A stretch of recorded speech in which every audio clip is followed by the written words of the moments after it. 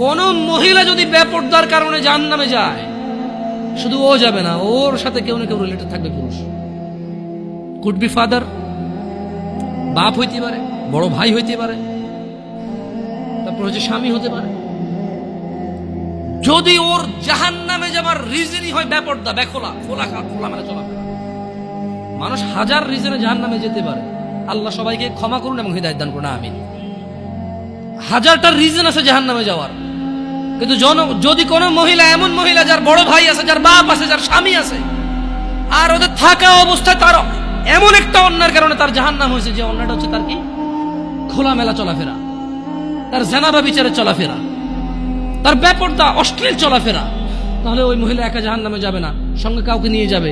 এবার যে লোকটা সংশ্লিষ্ট সময়ে দায়িত্ববান ছিল সে যাবে সঙ্গে। এটা খুব সিম্পল লজিক, কিন্তু কান টানলে কি আসে? কান টানলে কি আসে? ওই মহিলা যদি সংশ্লিষ্ট রিজনে যদি জাহান্নামে যায়, সংশ্লিষ্ট সময়ে যে দায়িত্ববান পুরুষ তার অভিভাবকত্বের মতো ছিল, যার উচিত ছিল তার জন্য সামর্থ্য অনুযায়ী জামা কাপড় কিনা সুন্দর দেখে, সামর্থ্য অনুযায়ী খাওয়ার দাওয়ার ব্যবস্থা করা, তার আর অর্থনৈতিক অবস্থার উপরে ডিপেন্ড করে, সামর্থ্য অনুযায়ী ওর কমফোর্ট জোনে রাখা হোক, সামর্থ্য অনুযায়ী যতটুকু আছে উজাড় করে দেওয়া ওর পিছনে, সংশ্লিষ্ট ব্যক্তিটার জন্য দায়ী থাকে।